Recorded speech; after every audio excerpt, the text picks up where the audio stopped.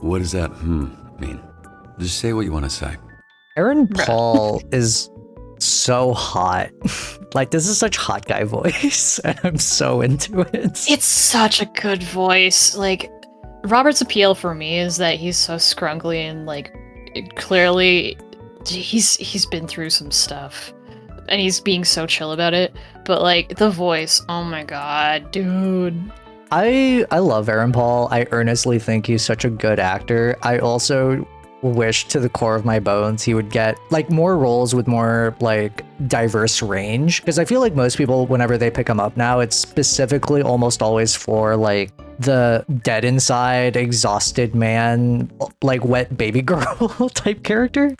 And but he does it so well. No, he does right, do though. it. He does do it very well. He also did Todd from BoJack Horseman very well, and I'm like, this man has range. Let him range. Let him range. Anyway. Shit, my nose is bleeding. Thought I was getting emotionally snotty. No, it's probably from when I kicked you in the face. Okay, that line delivery specifically was like, that was seductive. that was a little. All right. I hope he fucking spanks your little daddy issue bitch ass to death. You hear me? So I just moved to LA. This guy is so West Hollywood. Are we outside? Get the fuck down. Help!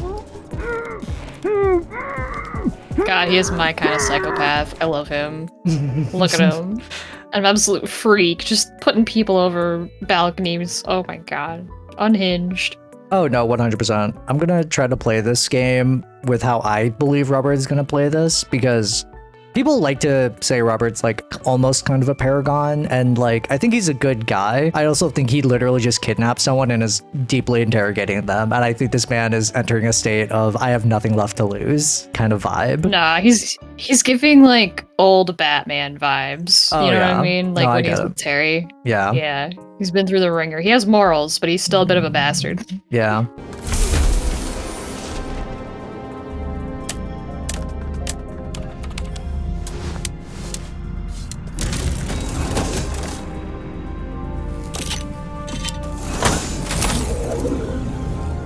As someone who loves mechs, I love this.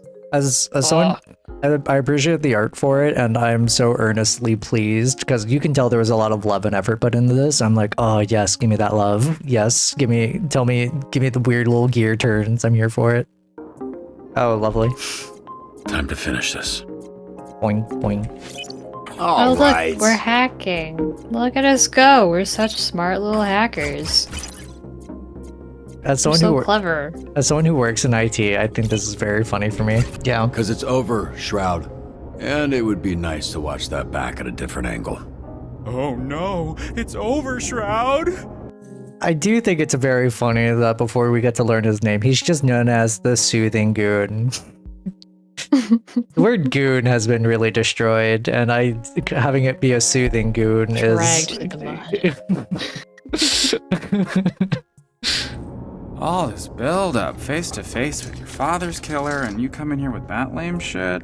This is the most toxic gay man I've ever seen in a video game. It's not many. It's currently just him and Astaria, but my point still stands. I was about to say, Astarion is right there.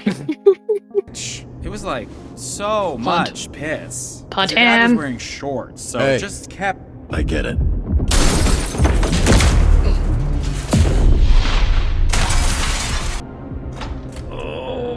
Starting to think I didn't need to waste a perfectly good mattress to break your fall. Perfectly good. See, this is what I mean. Robert didn't know he had superpowers, so he just punted his ass all the way across. I'm just like, okay, cool. So you don't care about potential casualties. And I'm like, ooh, edgy.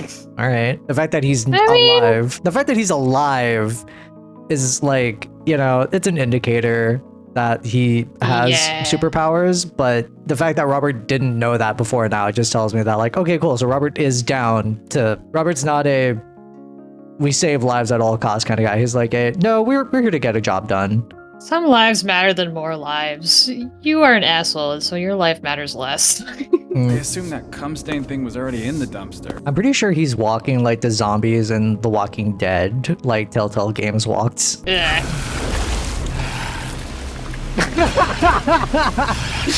God, every time. The black bar. Cool dick. So you. That's worse Okay, than that's- the actual dick. That's worse and so much better. That's hilarious. Oh no.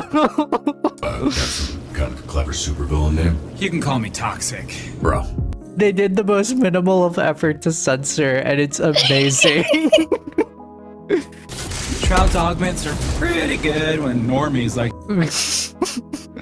I want to be clear. When I played this uncensored, I did not notice the dick, and now this is drawing my eyes to it specifically. Really? It's all I could focus on. I was like, your dick is out and you're gonna fight someone? Like, are you worried? Like, what? Why have you not developed, like, some kind of, like, suit of armor for yourself? Like, that's... I don't understand, but okay. Yeah. Just fighting with your dick out. It's a power move, I suppose. There was like, I forgot what group they're called, but it was basically like some Gaelic tribes that used to fight in the nude. And apparently that was more terrifying for the enemies because apparently when you're in the middle of war, you would get apparently theoretically aroused, and the sight of men with weapons and also boners was deeply unsettling for the enemy opposition. I mean, the Romans were not, like, they weren't expecting them to be naked. This is true. So it was a bit of a, well, it's a these power barbarians are naked. Yeah, it is a power move, to be sure. move. It's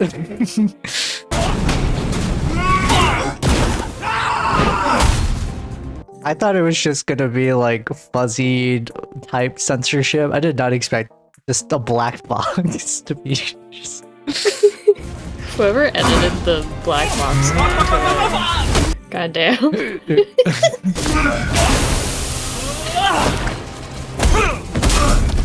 Okay, now it's looking like they're also just trying to censor his ass, and I'm like...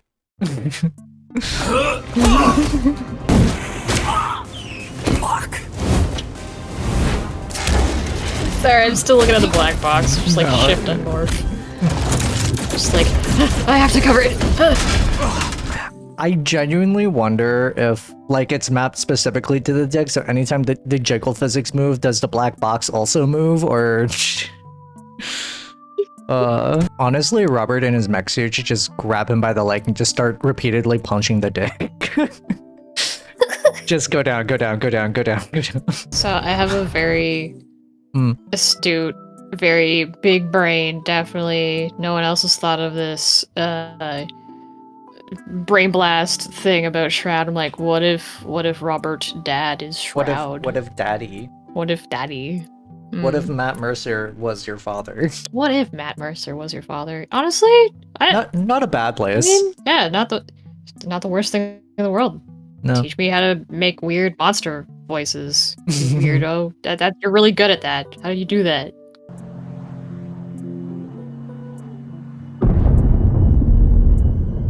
Dispatch.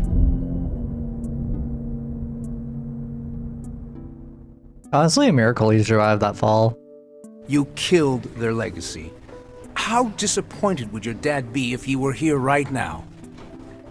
I'm just You're saying. I'm just saying. There are no consequences to hitting him. I did it Third in one. I did it in like a separate one where I was just curious what would happen, and I suspect there may be ramifications later on, but also I don't think Robert would actually physically attack a member of the press. I don't think that's his vibe.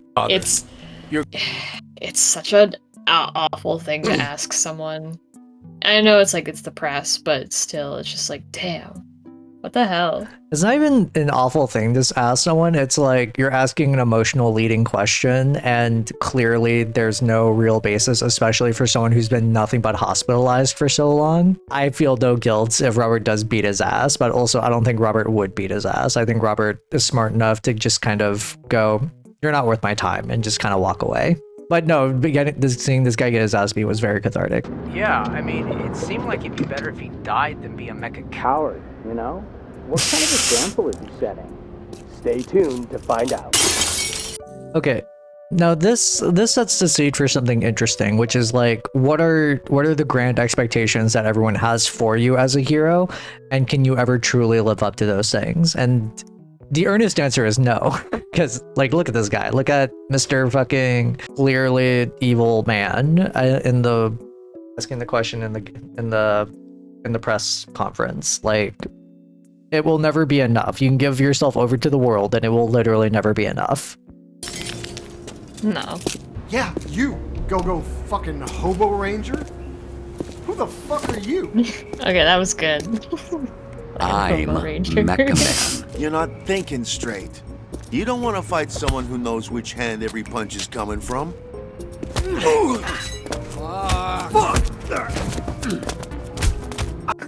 Just immediately ganged up on.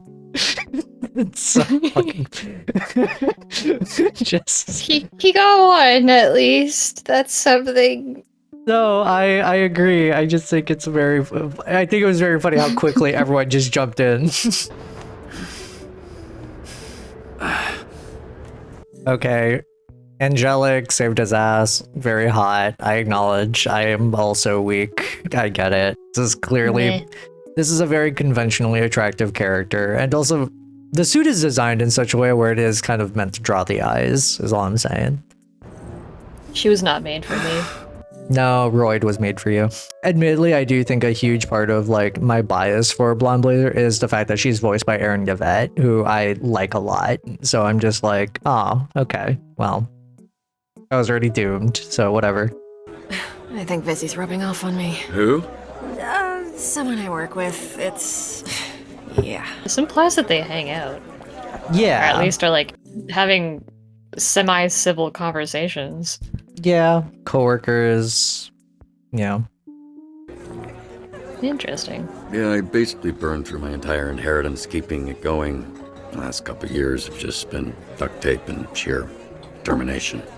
Okay, so this is something I want to talk about because I do think it's a little insane. If your family has been in LA for at least like 3 generations and you pilot a giant mech suit thing, I feel like you should at least have your own house with your own garage, right? Like, because when we watched the first earlier section of this, the mecha suit was literally just in the parking garage. So he's doing this in public, and I feel like that's very weird. And also, I know some people are like, well, what if he sold his home to like keep the thing going? I'm like, I hear you. I also think that's kind of a waste. It's very strange to me, anyway. It's interesting because like I really question like the morals he was brought up on. Like if his dad was from a young age not around, like he kind of gives me the vibes of you're not allowed to take sponsorships or anything corporate because like that's what a real hero does. They don't need anyone to sponsor their heroic acts. They figure it out. And yet here he is about to there's a reason why it's called Dispatch, right? So yeah. It's interesting. I wonder also about his financial situation and how he got here and why.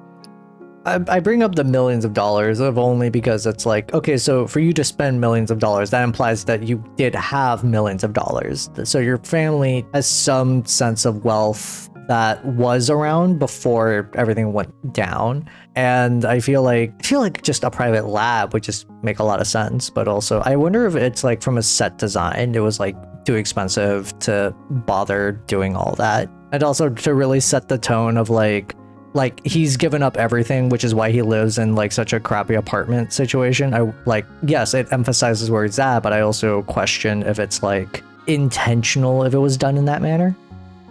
I would like it to story-wise matter why he didn't have a whole bunch of backing from other places. Like, did he not have an income happening?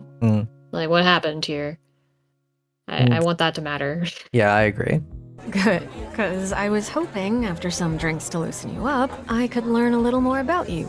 And, if all that went well, present you with a proposition.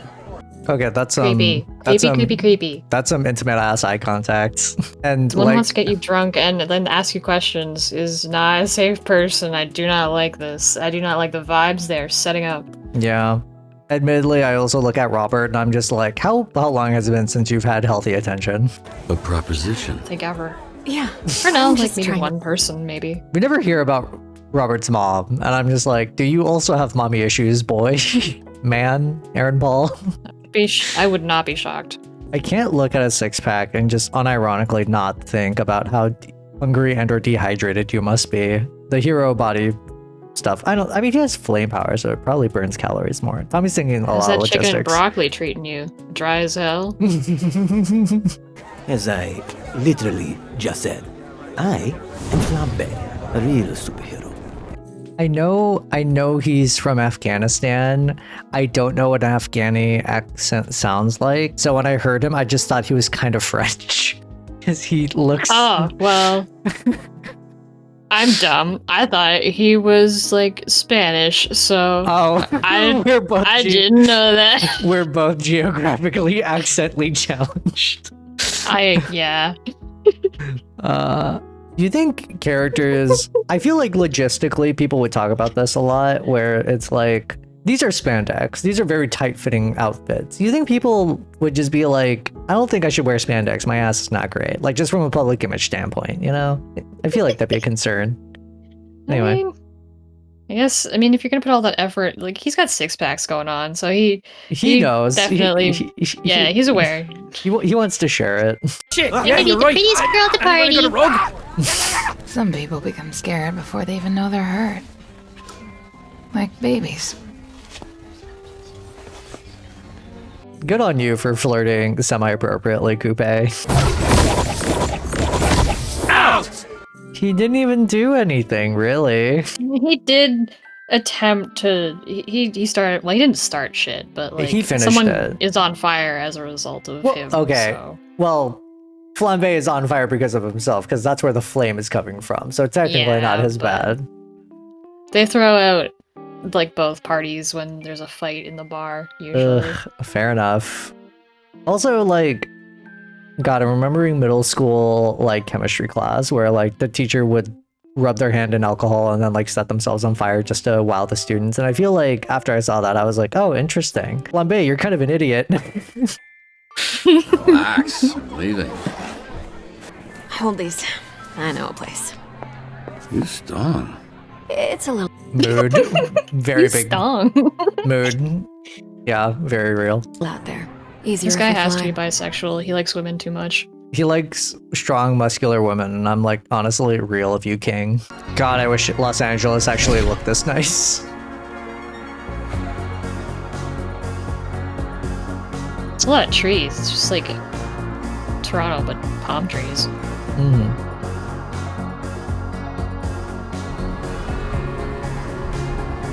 Yeah, this just looks like any... Well, it just looks like Toronto to me. So,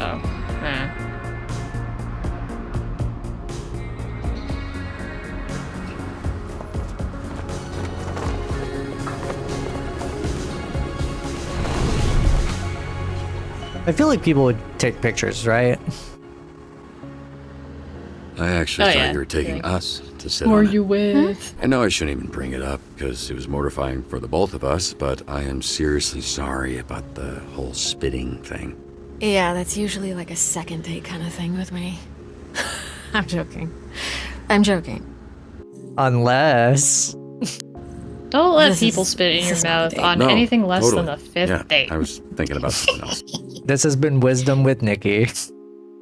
But yeah, But only after you tell me how you ended up with a name like that. Well, you see, he didn't get to choose at all, actually, how his name was chosen. In fact, that's a very strange thing to ask a person, I feel. I don't know. Maybe Suspicious. Maybe Robert's trans, and then it's like, why'd you choose Robert Robinson as your new name? I would love that. That'd be I'm hilarious. not gonna get that, but I would love that. No, I feel you. I'm so sorry. I didn't realize. What do you mean you didn't realize? You asked him about his personal history, basically. And also, they give us a news recount that this is exactly what happens. Just your I run-of-the-mill don't like that sad she's playing dumb superhero if origin this is story, that. which I guess I don't have to worry about anymore. That's the intimate eye contact. There's... What is it? I'm gonna be eating my words so bad if she's just like a nice person, but she's like, I'm convinced like there's something that it's not just be like, I will offer you this opportunity. No, I'm pretty sure there's something more than that. And I'm like, she's too Aryan, dude. I'm just gonna say it. She's too Aryan. I don't like it. I'm white.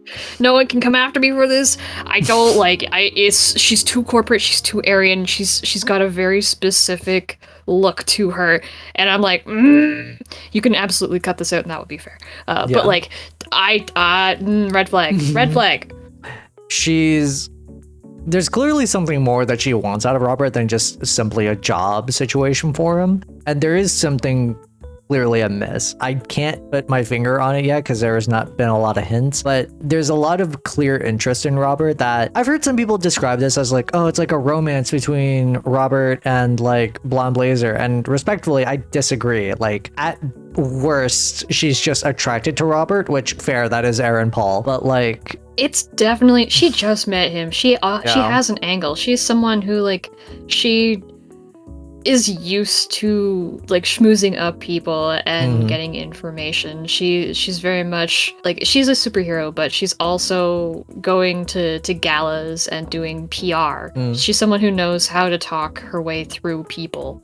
So like, that's definitely what this is. It's not genuine at this point. Yeah, and I think she also knows that, respectfully, I think she knows that she is attractive and she's using that to her advantage. And also looking at Robert, it's kind of clear Robert hasn't had good intimate contact with anyone, kind of maybe ever. And so Robert unfortunately becomes easier to manipulate because the loner man guy who's in his man pain, it's very obvious. Quite drunk enough to share my origin story just yet, but remind me to tell you someday. Definitely. No secrets for you, all for me. Okay, that right there, like...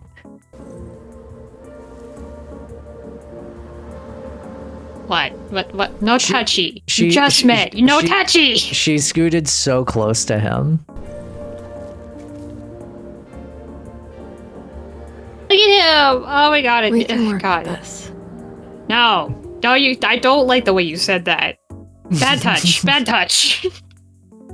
I think Robert, unfortunately... See, I wish Robert would call it out, because I do think Robert should be smart enough to realize that he's being what I believe is honeypotted right now. And he's so lonely. He's just like, yeah, maybe this is a honeypot, but you know what? Fine. Hey, I know you're manipulating me. The unfortunate reality is it is working. And it's like, Robert... I do think Robert... Do not kiss her. I think Robert would kiss her. Or, like... No! I'm gonna choose to kiss because there's something very funny that happens later that you should see. I know what you're talking about. Yeah, but I want the audience to know because it's hilarious. No, I don't. I do not. This is not canon to me. Get away. No! No, this... I'm sorry if I gave the wrong impression. Oh, no. It's my fault. I'm so sorry. I totally misread that. It is your fault. Why you do that? I did. But I definitely... I mean, it's both your fault. But, you know. The way I went about things tonight, I'm sorry.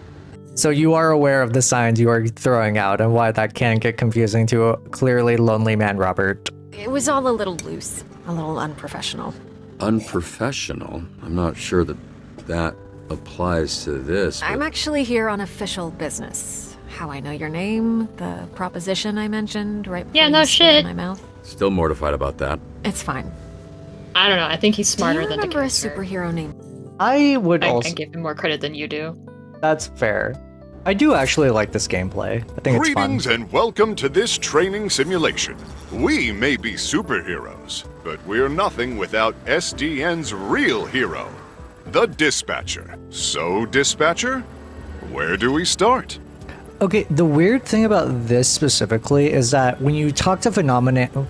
Oh my god, this name. Phenomenon Man. When you talk to this guy, like later on in the story, he clearly doesn't know how to act. He doesn't know how to converse with people like on their level because he's clearly not like written to be like that. But here he just sounds like a normal guy who can actually get things down. And I don't know if that's supposed to be a character story detail later or if this is just like a one-off weird thing. I want to say that he was given a script to record this like intro thing, like in canon. She was just like, here, read this, and he's like, okay. Well, it appears we've got our first call from a subscriber. Yeah, he definitely was reading off a script. Subscriber, but not my man. When do we get to see Brick House? Oh my god! Yeah. Look I guess at her. like this. Okay, like as a job, this is hilarious, but also like I just saw some scary, suspicious men last night leaving the old movie theater. What makes you okay? Like that could have just been guys, you know? Like that could have just been dudes. But whatever. I'm trying to. Okay, I'm just gonna hover on this for a little bit, just because like we get his stat block again later, and I think his int and his charisma actually does go down, and I think that's really funny. Do you know how much dissonance I would have if someone said a hero game in Toronto? And, like, what do you mean you're just casually talking about places I've been? That's wild. Yeah, I know exactly where this part of LA is too, which is really funny to me.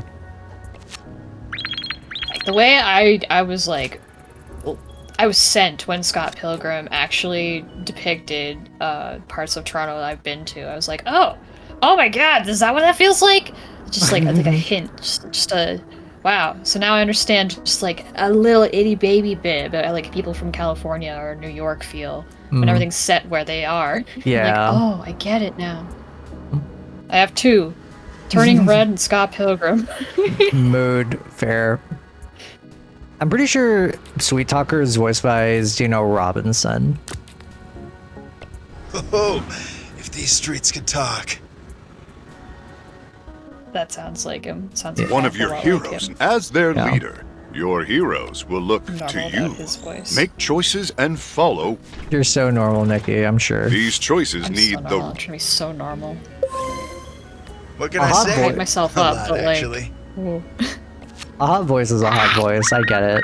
The convoy of Diablo's goons are know, harrying like- the highway patrol. I don't want to be weird As about if it. That's a whole traffic in person. this city was. The fuck is a PTO? Honestly, that's Robert. I feel that. I get that. Yes, please. The walls didn't stand a chance. As a fit, I fuck with it. I'm not sure about the goggles. I just want the goggles to make sense. Digimon. Anyway. Okay, My phenomenal. trauma is still Justice fresh. will prevail. The fact that this is a subscription service is crazy. I earnestly wonder how much, like, a subscriber has to pay for. Loud and clear. Moving out. It's like OnStar, but superheroes respond, I suppose. Whoever's voicing Phenomenon, unironically, you're doing such a good job. Like, easily a I think sleeper that's voice actor. Travis Willingham, I believe. Oh. I'm very bad with actor names, y'all. So, like, doing a great job. He's from Critical Role. No, I probably figured that. Yeah. Yeah. He's also done he's done so much for like Dragon Ball, and like he was in Full Metal Alchemist. A bunch of Ooh. things. Ooh. Wait, is he Yeah. Alex Louis Armstrong? No, he's Roy Mustang. Oh. I'm so normal about this. Our shift is done now. Meet me at the SDN offices tomorrow. I'm not done saving you yet.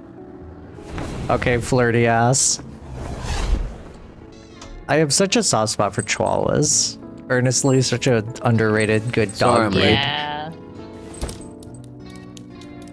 He's such a chonkster. He's such a good chonky.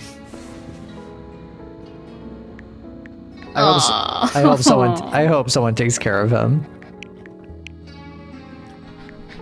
I'd give him some cereal. You shouldn't. Yeah. You shouldn't, but Well. The folks at SDN Yeah. are the best in the business. I love that the last pillow he has is for Beef. yeah. How am I not supposed to love him? Impossible. Yeah. Like, this is one thing that Dispatch does really well, Mm. where like they do make you like Robert very naturally. They're not like they're just showing you him. They're not trying to make him like an audience surrogate very much. He's just Robert. Yeah. This is an actual character who's just so earnestly tired. What do you mean, sweet talker Sam Riegel? What? Wait, for real? Yeah, that's what it said. Damn, that's crazy. Okay, I'll be right back.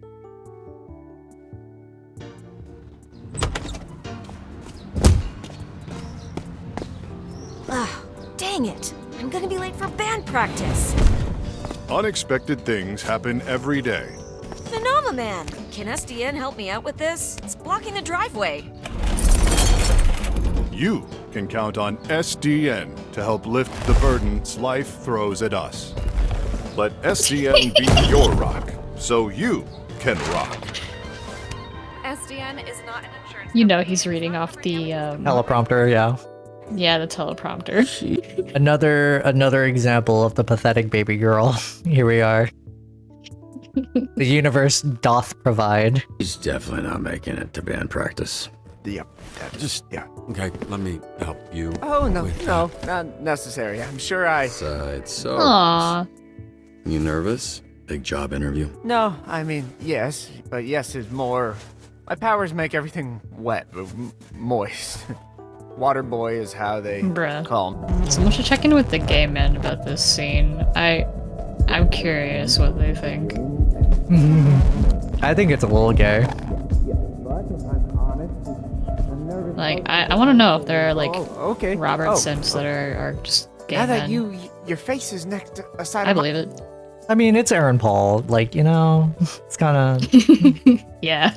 Yeah. My face, I see that I know. I mean, I want him to tie my tie.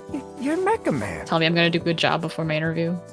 I'd also want him to tie my tie, but that's because I once spent like 3 hours trying to figure out how to tie a tie, and it was the most gut-wrenching experience because I wanted to be early to something, and I still showed up like an hour late because of the fucking tie.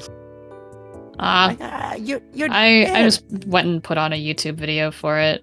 I did that. I replayed that video, I shit you not, probably like over a dozen times, and I could not figure it out.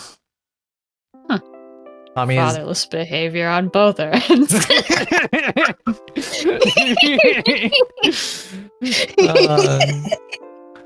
Both of us just be like, fatherless. The YouTube audience just learning more about us through random jokes. It's like, fuck, are they serious? I don't know, YouTube audience. That's up to you to decide. Are we? I thought Just on the inside. you look small or different in person. Never meet your heroes, kid. Oh, wasn't sure you'd show up. Oh, wow! Laser, Juan, real hero. Oh, sorry, but I need him for something. Follow me. Okay, from a character design perspective, I am curious because they have the exact same color palette. So I wonder if there was like an intentionality there, or if they were just like, let's just make them look like, you know, like the swim pool situation stuff. You've gotten better at that, by the way, like picking out like character design elements that like could be plot relevant. Look at you. Yeah, I've gained more brain power. Anyway.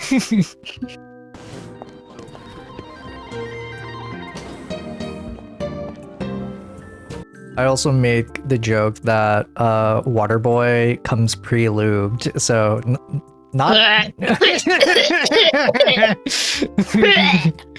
Oh god, why would you say that?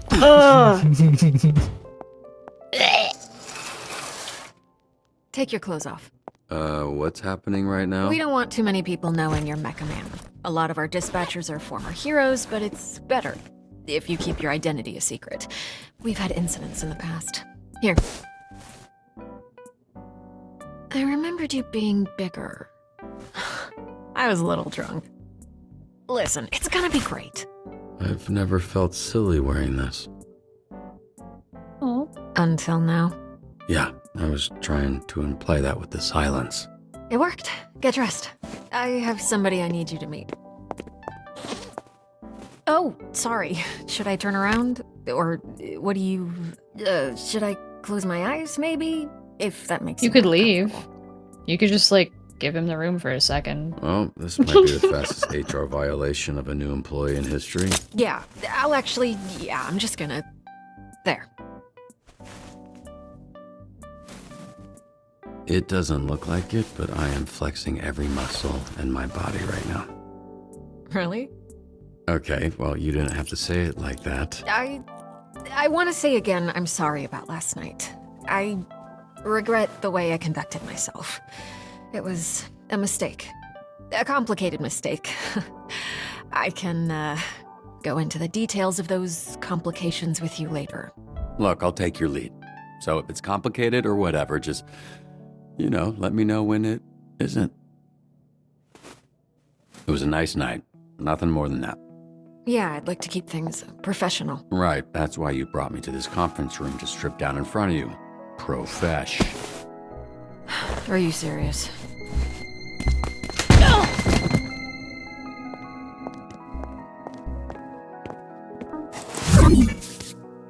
Who locks a conference room? So, you two fuck or what? We kissed, but it was very innocent. Like cheek innocent or tip of your dick innocent? Okay, stop. First of all, we did not kiss. You kissed me. Second of all, it's none of your freaking business. Whoa, she cussed. Must have been a good one. Robert, this is Gl0w. She is part of the Phoenix program. We take former supervillains, such as herself, and rehabilitate them to re-enter society to use their powers for... Are those my earrings? Well, they look better on me. Gl0w, this is Robert. He'll be your team's dispatcher. A washed-up dad-bod superhero with no superpowers. How come we don't get to have, an option where they get together? Just saying, why are you stealing earrings? Where are you getting that from? I mean, obviously just stealing them, but still, I don't know. She's way too casual about that. She is, there's an implied familiarity from episode 1, and now we get to meet her, and I would like a little bit more, but I'm not too strung up about it. I will say, the thing that does annoy me a little bit is, Robert does not have a dad bod. This is not a dad bod man. Can't wait. His identity, no, it's all not. Too saccharine for her, I think. Well, I'm wet. I see why you like him. Look at that trip. What does that look? Best Buy Fight Club? Fucking hot. I feel like they're trying a little too hard to make her edgy. I wish that she was just she's so close to being a character I could really, really like, and yet I do not. Yeah. We have a weekly ranking list. Okay, so I want to point out something here because I think it's, again, nefarious as fuck. Her reflection in the mirror. For all the heroes in the company. And she's at the bottom. She called herself Invisibitch when she was a villain. Just get your shirt on, dad bod. That's not a dad bod. Explicitly, that Dude is is not built a dad like Cloud Strife. What are you talking about? This is not a dad bod. He is late twink to twunk area. He is lean. He is wiry. Kratos is dad bod. This is not dad bod. But we've got what makes the real difference. Great people. Some of them aren't even people, and they're still great. I don't like the way you said that. Okay, so yeah, I agree. I also don't like it, mainly because it's some of them are not human, but they are people. Personhood is not a Homo sapien exclusive thing. And to me, a person is a sentient thing. Yeah, I agree. It's a sapient, sentient thing, and you don't need to be Homo sapien to be that. And oh man, look! I just realized both our profile pictures are very indicative of we don't perceive humanity as us. Yeah. Hey. But yeah, no, I think that might just be writers having a hard go or haven't thought about the humanity aspect like that before. But 3Ds. Dispatching, documentation. Diversity is the third. Not in terms of priority, of course. Yeah. This is before this is before the DEI stuff, but also unironically, I would not mind a 3D animated show done in the style of Dispatch because I do think this is not bad. Earnestly, this is not a bad situation, and I think everything actually looks good. This looks like if Ruby was more professionally done, and I would actually fuck with that as a show. Honestly, I think Overwatch, it was an oversight that they didn't do like a side game like this for like character building. I think they would have made bank with it. You know, my past with Overwatch looks wistfully into the distance. We shall You would get have spent into so much money on this kind of stuff, dude. Oh my god. I was a big Overwatch fan. I was like GM at one point and esports analyst stuff, and I'm just, oh, Overwatch. Blizzard doesn't care, but I care. I care too much, and I know it will never get the treatment it deserves, but that's a superhero topic for another day. Cries. I'll be right back. I don't know if he's still recording, but future Tommy, I just want to say, you're gay.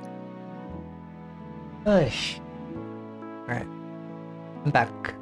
Hi, back. I'm Dad. Wow, we're really entering Dad era today. And then there's Galen, way back there. Born with superhero. He's from, I want to say... Florida! Of course! Florida man over there. Hey, easy on the bath salts. That was one guy.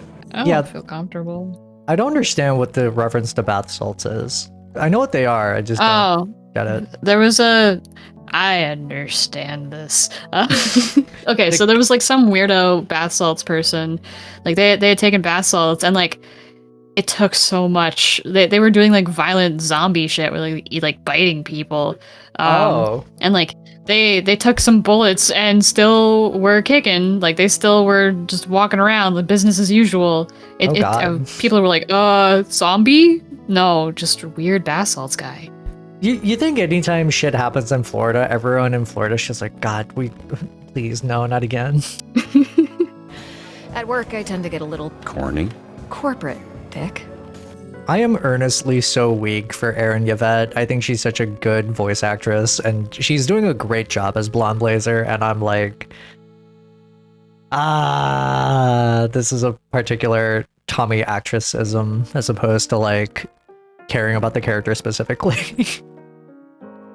I can't do this. She's not like I see on paper she's attractive. Like her voice actress is doing great.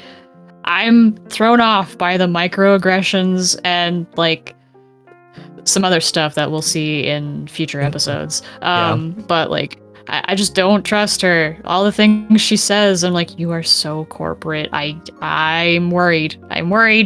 There's a person in there, but there's also a corporate person, and I don't know. Scared Tommy. Yeah, fair enough. That said, this next character, ooh, I turned my brain off for him. What's up, brother? My auntie named me Roy, but people call me Royd. Die, bro, fist him. Hey, you think that's why they call me Roy? Like I'm on steroids? Oh, he's sad. But they think I'm some kind of a juice head? They think I'm not natty? No, maybe you are. I don't know. I don't think. I don't know. Just making jokes about your name. Nice meeting you, Royd, even if it was while we were both holding our dicks. You one funny bugger, Mecha Man.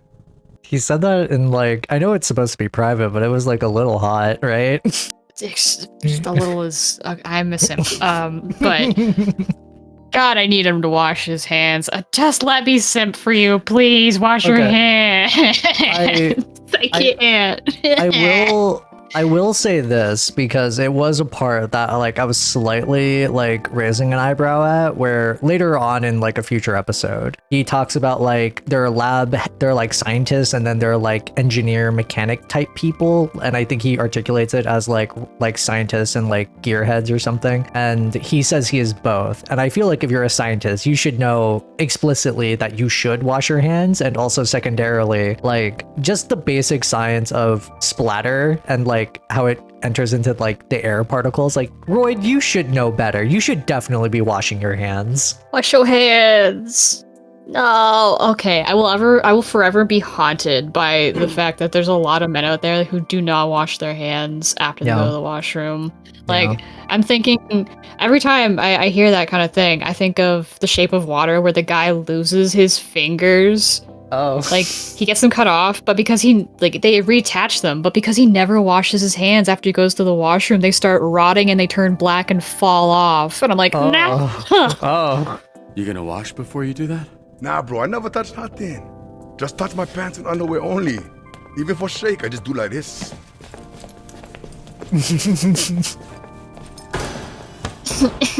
You're so smart, but so... Why are you like this? Also, I ship them, by the way. No, that's fair. Holy shit, who's this freckle-faced fuck? How are you? That's an aggressive way The to greet MVP. someone. Look at this skinny latte prick. Your bones, kid. You here to whip these assholes into shape or what? I'm sorry, do I know you? Why you all tense? What? It's a hug, not a hand job. Lighten up. Been what, 10, 15 years? Has it really been that long? Yeah, I reached out to this little pissant when his dad passed. Then he got to ducking me like he owed me money. Chase's voice actor unironically is doing such a good job, because from a writing lines perspective, like, Chase's dialogue would have been really hard to articulate or get across, and I'll put his name and IMDb page here, but like, this guy is doing such a phenomenal job voicing this character, because this is not an easy character to voice. It's very deceptively hard, and he's doing great. Like, I applaud this man. He's doing awesome. I have no smart reason to like Sorry. him. I simply like him. We joke, we laugh, we suppress our trauma. All right, enough of this feeling shit. Let's introduce you to your team of losers. He's so real for that. Yeah. I do that. Now, if I'm being honest, I thought and still think we should have canned these tunas months ago. And you might get your wish, because if we don't see improvement soon, the whole program will be scrapped. Cool. No pressure. I do want to give props. Can these tunas is such a character-specific line, and I love it when people have more than just generic dialogue. So, like, very good there, writers. I applaud that. I do Sonar really here like was the a Harvard dialogue here. graduate Who will not shut the fuck up about being a Harvard graduate like all Harvard graduates. who also orchestrated some of the most effective Silicon Valley investment frauds in U.S. history. Also, Sometimes he transforms into a fucking bat monster that would eat you ass first after he emptied your pension plan. Like regular Harvard graduates. I make a joke nowadays where it's just like, oh, like anytime I meet someone or anyone who says they come from Harvard, I'm just like, oh, like Ned from the Try Guys, right? You know, the guy who cheated on his wife. Oh, the shade. Anyway, I'm still not entirely sure how to feel about Moist Critical in this role, to be honest, but yeah. I think he's fun. I think... I'm gonna say it. You could have had someone else perhaps do this role and it would have been just as good. Yeah. But I'm not mad that he's doing the role, you know what I mean? Yeah, I think from later episodes I saw, he's doing like a fine job. I'm just not won over by Sonar. Also, why is he called the Bat Boy? This is a man. Bat Boy. This is a straight up man. You can't call him Batman. Oh, true, yeah. I made the joke. Bad guy? Bat guy. That guy is a bad guy. I made the joke that like Sonar appeals to a very particular crowd of people and they know who they are. Staring. Blink, blink. Flambe. Blinks wetly at The you. fire in the flame and his skin does not burn. Right, you met him. Didn't you ever run in with him years back? I did. Yeah. So you know he's a certifiable dickhead. Yeah, but he's pretty. Honestly, I also think he's hot, but not in like he's hot. There's like an aspect of a character who is conventionally attractive, but like is such a shitter that it like counterbalances in a very funny way. And Flambe is exactly that. Yeah. I do think it's interesting he's from Afghanistan. Like that's a explicit choice, and I'm fascinated by that as a thing because we don't really get any Afghan rep in most stories, period. So this is very neat. I was so stupid, dude. I thought he was from Spain. Oh, I was okay. so dumb. I had my god. I had some friends who also thought he was from Spain. I originally thought he was French because his name is Flambe, which is a French cooking term. And I was like, oh, and you have an accent. Yeah, you're probably French. Also, What we say before, we're geographically like challenged. I'm very geographically challenged. I do think, like, designed his own suit. I think that's probably the funniest line in all of this. It's like, of course he did. Of course he did. Invisigal, who you met. turned herself in a few months ago and entered the program on the condition we didn't ask questions. That's a little suspicious now. Suspicious? Really? Of a criminal that turns invisible and doesn't like to answer questions? What tipped you off, Sherlock? There's something very funny to me about Invisigal being the same height as me and almost the same age as me. I turned 27 like later this month, and I think that's very funny for me as like a benchmark of where I'm at in life. Display drop when? Honestly, no idea. Here we have coupe, which I recently learned is a French ballet term that means to cut, hence the knives. I feel like there are two characters who took the French like words for their names, and neither of them are French, and there's something about that makes me laugh. I want the French Canadian who makes their hero name like Tabernac. Give that to me. All right. True count, like main things about her is unknown. Aggravated assault, extortion, first degree murder, kidnapping, stalking. Oh, she's 5'10". She's tall. Holy fuck. Oh. It twirls my hair a little. Punch up. Carnival strongman who made a deal with a sorceress. She gave him the strength of 10 men. His muscles grew, but his body shrunk. He's got all the charm and brains of a greasy bowling ball. I feel like I would be described this way. Yeah, I possess the strength of 10 men and have the height of 1. Yeah, I feel like that's accurate. For audiences, Nikki is not legally or literally a little person. They're just short. Crimes, battery, parole violation, public intoxication, second degree murder. Okay, I don't know how to feel about the public intoxication for the Irish character. You know what I mean? Jacksepticeye signed off on this, so yeah, that's his fault. All right, no, give it to him. Not my place. Also, he's 43. Yeah, Jesus, he looks great. Yeah, his ear is swollen, which is a good touch for fighter characters. Yeah, the boxed ears. Do you think he got those when he was like a big, taller man, or do you think he got that after he got short and people just kept like punching down at his ears? Just kneeling down to box his ears in. No, seriously, like this is a very short man.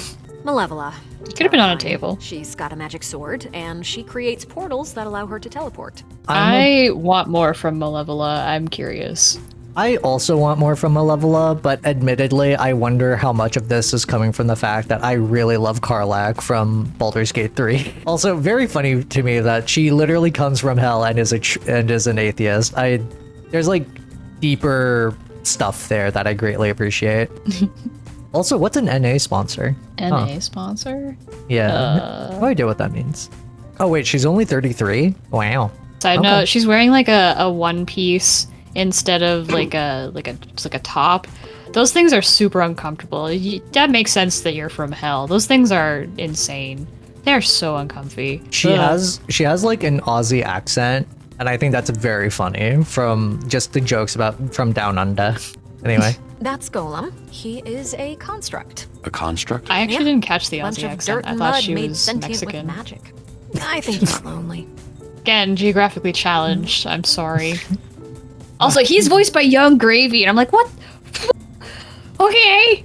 All right. Hi. I actually don't know who that is. Who is that? He's a very famous rapper. Oh, good on him. Sick.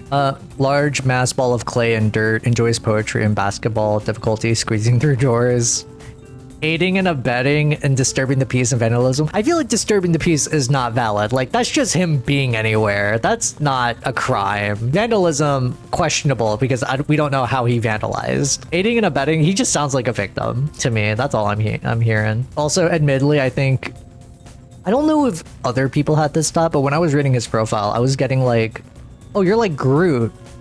And then he was not Groot. And I was like, oh, okay. Prism, Michigan born and raised. Her power is weird. She weaponizes light rays or some shit. A lot of this stuff is a guess. Why does she dress like a pop star? She's actually super talented. That doesn't answer the question. That doesn't answer the question why she dresses like a pop star. She's talented. Why does anyone dress like anything? Why is Coop dressed like a bird? Why? Because she has like. I was gonna say why is Sonar a bat, but that's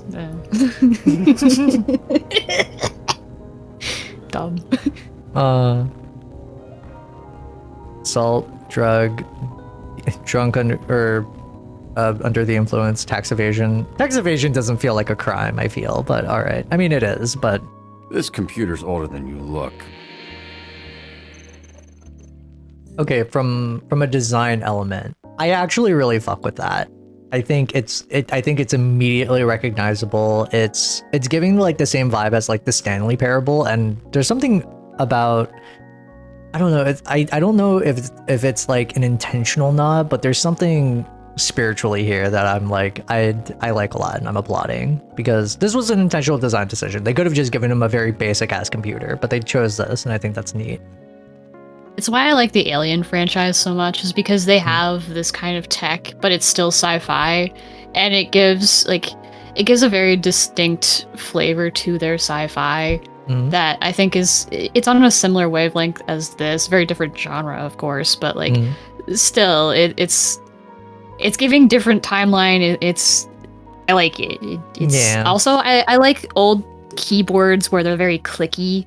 Yeah. There's a tactile sensation to it that is just so satisfying you don't get with touch technology. Yeah, I agree. Wait, so we're doing this? I haven't even met the team yet. We did the slideshow. First of all, that wasn't a slideshow. Look, we like to start slow. Most people don't make it past the first dispatch, and this is better for everybody's safety. Okay, well, this is not slow. This is literally throwing him into the deep end. What do you mean, safety? You'll be fine. And this here is our little slice of the Southland. Whenever there's a crisis in the area, we get a call, and guess who answers? Me. Exactly. Now put your headset on and introduce yourself to these pricks. It is so weird having moved to LA and just knowing exactly where this location is in real life. It's so weird. I haven't been there because why would I? But like, I don't know, there's something very funny about that. This is how I imagine people who like live in New York feel whenever like Spider-Man or the Avengers or like a Godzilla attack, some shit happens there. It's like, oh yes, I know exactly where that's happening in real life, and it's like, oh, it's a fun vibe. It's a funny thing. I won't lie, there's a very mean part of me that kind of wants to send Punch Up, a 3'3" man, to climb a 40-foot tree to get a balloon. I'm not gonna do it because I need the EXP points, but I want the audience to know I was very tempted. What's this guy even famous for? Seemed like a loser to me. Laugh all you want. Someday, my subconscious will live on in a chip, and your subconscious will be dead. Cringe. Yeah. Cringe. I hate how much, like, my internal dialogue is kind of just moist critical. Fuck. God damn it. I'm not gonna say anything about that. That's a you thing. I love this silly hacking Yeah, this mini game. This is how hacking works. Get these idiots out of my bar before they destroy it. And don't set the flaming asshole. Did you start that fire? No. The fire that's burning 2 blocks from where you're standing. You didn't start that. Yeah, I mean, I don't know Who what you're did talking that? about. I'm a great. Who could have done that? Flambe, stop fucking around. I've got enough problems without you making new ones. Whatever, man. Hey, someone's robbing the museum. I don't know what you do, man. I just started today. Honestly, as someone who works, like, who takes calls from customers and stuff, this is exactly how they sound. Also, if audiences are wondering why I'm not sending out sonar for anything, it's because there's a later segment in the game where, like, you kind of have to cut someone, and I'm cutting sonar, so... Bad man. Look, Coupe, I was having this discussion, and I was weighing in, who do you cut? And I think Coupe's scarier, because Coupe will kill you, and I am like, I will take my chances with sonar crypto bro over assassin lady who vanishes into the shadows, you know? You know what? Okay, from that perspective, I get it. One is a literal train killer, the other one turns into a bat monster. Amateur hour. Yeah, I just pull out like a fruit tray for him, and that's a good 5-minute head start. Yeah. I'm not gonna lie, I actually do enjoy the gameplay. I like the thought process behind it. I do wish like they took account of like characters' powers a little bit more, because I'm sorry, Punch Up as a 3'3" man is not making it to the same place as Coupe, who can just straight up fly there, you know? Very notable difference there. Somebody get this man a jetpack. Unironically, yeah. Okay, that requires high int. Everyone, okay, fine. Sonar can come out with... Everyone's stupid. Give him hell. Right back at you. Who are you gonna build up to be like a big brain smarty pants, if not Sonar? Oh, I've built up literally so many other characters. This is like my 6th time going through this just to game the system. That's unhinged. The answer, by the way, is Prism, Coupe... Okay, I know y'all saw that. Don't be jealous. It's okay. The answers for who I put for int are basically Prism and Coupe and Invisigal, because Invisigal is only good for mobility, but I've learned from later segments what this game will try to cheat you on, and I'm planning ahead accordingly. Don't be intimidated. It's just business. That's why I don't trust you, Sonar. Okay, what's going on with Sonar? Oh, that, yeah. He kind of randomly turns into a monster sometimes. Randomly. We are working on controlling it. Hey, Bobby. Here, William Vandersteeg needs a Australian. security detail. So dumb. Is it cool if I go? Been wanting to pitch him some stuff I've been working on. What did you hear? Sorry. Malevola's accent. I don't know why the fuck thought she was Mexican. I'm like, no, that she clearly has an Australian accent. I'm so stupid. You think it's like dumb. You think it's like the way her hair is, where it's like traditional, like Latina, like wavy stuff? Yeah, it does. Like, I think she also has a bit of like, because she's a demon, she's got like Catholic coding. Oh, and so like, yeah, I see that. Yeah. So I'm like, my brain is doing a ism, and I'm not a fan of it. As everyone knows, the Australians are the most Catholic people on Earth. Oh my lord. That's like a real bummer, man. It's gonna be a bigger bummer when I fire you. I really disagree with that scene. I'll talk more about it when we get to it, but okay. I kind of disagree with it. Oh, the firing stuff? Yeah. No, I also disagree with it, but I'm very curious to hear yours when we get there. A kid just robbed me. That little shit, I want him behind bars. I wonder who voices this guy. Like, I wonder for all these calls, is it just like members of the dev team just having fun? Because, like, valid, honestly. Well, the best teacher is fear. Oh. How long was the last dispatcher here? 2 days. New record. How the fuck did that happen? I set this car on fire. Yeah. Very flammable. Kia Soul. I don't know why, but specifying it's a Kia Soul is really funny to me. Scare the kids straight. Like the way he says it too. Yeah. I mean, scaring children. Obviously my favorite part of the job. Get yeah. the paintings out. Quietly. No promises. I'm a screamer. You can't say you're not impressed. You can't. I mean, you can, I just won't believe you. I have a lot of thoughts about Invisigal's writing, and I'll get to it when we are done playing the episodes. She is hypersexual sometimes. I'm a little put off by it. There's like deeper things there that I'm very like not a fan of, but yeah, we'll get there when we get there. I do kind of low-key want to give Punch Up just incredibly high mobility just because I think it's very funny. Jack be nimble, Jack be quick. I'm still so surprised that Jacksepticeye's thing is that his name is not Jack, it's Sean, and The most Irish name. Is it? I mean, Granny's? it's a fairly common Irish name, but Granny's alive. Thank Christ. I didn't want to have to lift this guy. Okay, so Jesus does exist in this world of superheroes. The ramifications here are... anyway. The first superhero, Jesus. His powers, he could rise from the dead, divide fish infinitely, and turn water into wine. Okay, the last one's pretty lit, though. That's a good one. That last one's pretty good. Divide fish infinitely is a very weird power, but... Should open a winery. I make the argument that Jesus, if he was still around today, he'd be a really kick-ass sushi chef. Like, earnestly. So, can I go now? Okay, this is something about Invisigal that specifically I just don't like. Not the character writing, that's a whole separate issue. It's the fact that like the blood is on her body and it like is visible, and it's to indicate where she is. Like, I get that. But also, what are the rules of her invisibility powers? You know what I mean? Like, how far are we talking here? Like, is it just the immediate close? Is it like, why is the blood not, you know? Is this becomes like an almost topic later on, and I'm just like, I just want consistency rules here. One of the few things I don't have notes on from My Hero Academia is like the way they treat their one guy who does like a whole bunch of phase abilities. Like he phases through walls, Mirio.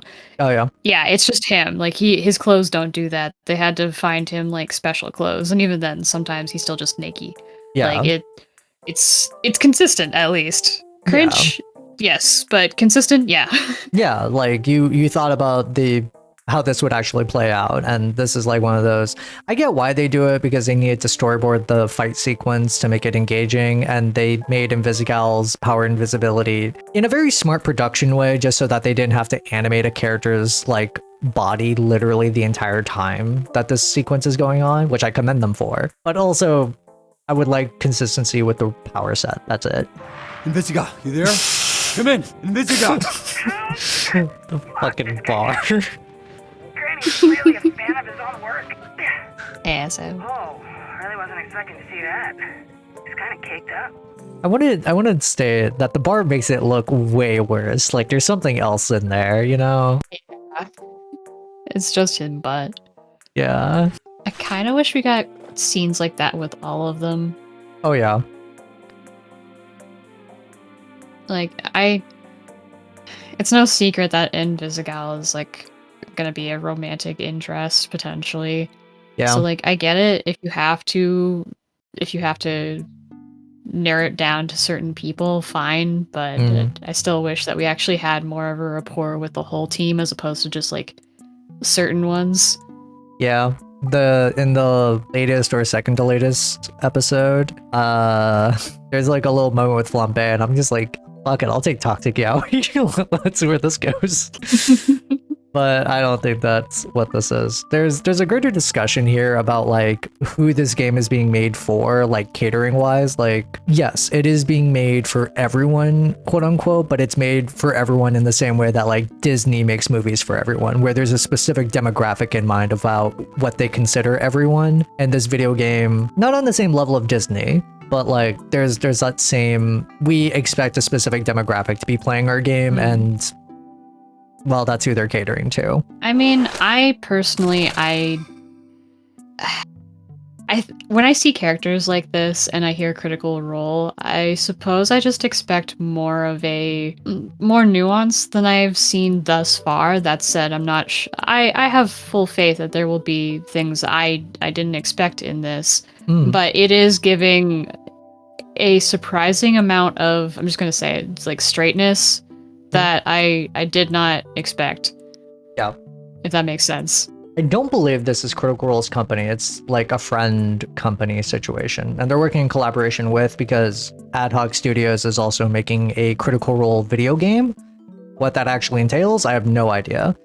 But I do want to give some leeway here, because this is their first game as a company, I believe, after the fall of Telltale Games. And these are made from the same devs who worked on basically the best ones on that from that company. And so I will contribute it to basically first time jitters / like and growing pains.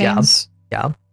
That's what I will charitably say, because they're doing at least some racial diversity, and there is like a notable amount of non-humans that I appreciate for a world like this, and I will give them props for that. But from a clearly what is their focus, it's the straightness, it's the, oh, look at this Asian alternative girl who's really into me, like I wonder what that's about, or look at Blonde Blazer who looks to Robert for emotional validation. That's a very specific gamer, typically cis, white, straight male audience that I'm like, yeah, this is not what I was expecting from Critical Role either, but it is what it is. I also don't know if Sonar counts as like blind rep. Because he's non-human, right? And it gets messy. Because he's non-human / like this scene implies that he's blind.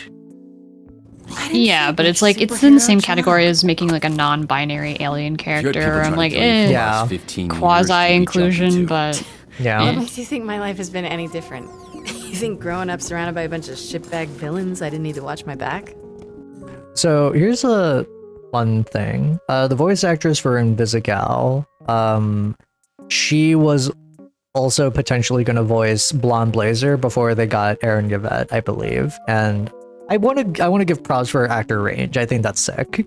That's what's her name? She's married to Travis Willingham. She's I think she's been voice acting much longer than him. She was in like Dragon Ball. She was one of one of her first roles was a young Goku, or I think it was like a young Goten or something. Hold on. Laura Bailey, I think is her name. Laura Bailey, yeah. Yeah. She's in Critical Role. I'm not super in depth with Critical Role. I am trying to watch Campaign 4 though. What the fuck? And Soul Eater. You can't just go around. Who is she in Soul Eater? I think she's Maka. Oh, I hear it. Oh, that's weird. That's crazy. I think when that guy signed up for SD and that it result in the back of his ball sack getting scorched. I want to point out that like in the game proper, when I played the uncensored cut, you don't see the ball sack. It's just ass. It's just booty. Yeah, it's literally just booty. It's just butt. Crashed when I got there. Second, I'm sure Granny would take some Also, I know they're having like an emotional moment. I really like that poster. Even the other Z-teamers respect her. They're afraid of her. The perp got... Respectfully, why are they afraid of her? She's the youngest... Well, Gollum's the youngest. She's the second youngest member of the team. Her only power is that she turns invisible. And you have a guy who is basically endures a lot of pain easily. A guy who turns into a giant bat monster. You have Gollum, who I don't know if he can feel pain. Malevola, who can make portals to hell. And Coupe, who is a trained assassin. Oh, and also Flambe. Flambe is also there. Like, maybe because she can like grab their secrets. She could just be wherever and they won't notice. I mean, I don't think they're that worried, honestly, because I feel like they've been exposed and very open about what's going on there, you know? Hey, kid. What? What are you doing? Yeah. No. Aaron I did it. Paul, please. We're trying to record audio. What are you doing? Waterboy is he's already wet all the time. Don't make him more wet. Stop it. This Gross me out. Welcome to the team, Waterboy. Yeah. Welcome to you. You too.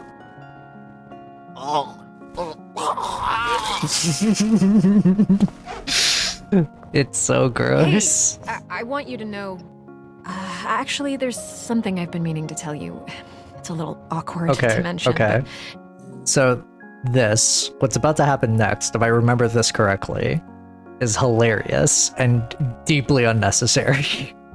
Since the other night, Blonde Blazer. Fucking horror ass music. Are you ready to go?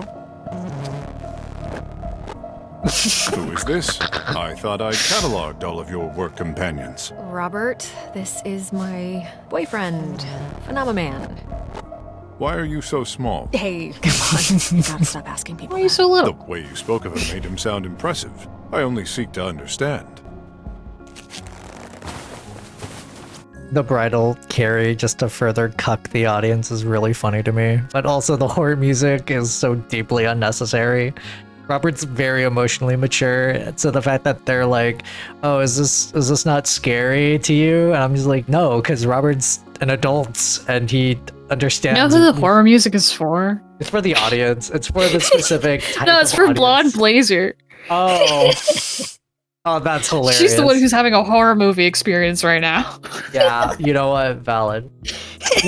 When Phenomenon came out, like when he first showed up here, people were like, "Oh, he's evil. He's definitely like Omni-Man." And I'm like, "No, that's a clear intentional red herring. He is not actually Omni-Man." And the direction they took with him, I was hoping they'd go that direction because I could think of nothing funnier than like an alien who literally came to Earth. Like he's Superman if Superman came to Earth as like an adult instead of like a baby and just fundamentally does not understand humanity, its cultural like social cues or anything like that. And just earnestly, I was hoping like we just get wet cat Superman who is just like Robert Robertson, thank you for listening to me.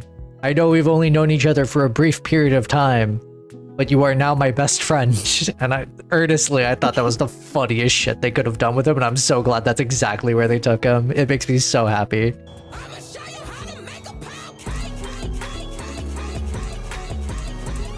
I know how to make a pound cake.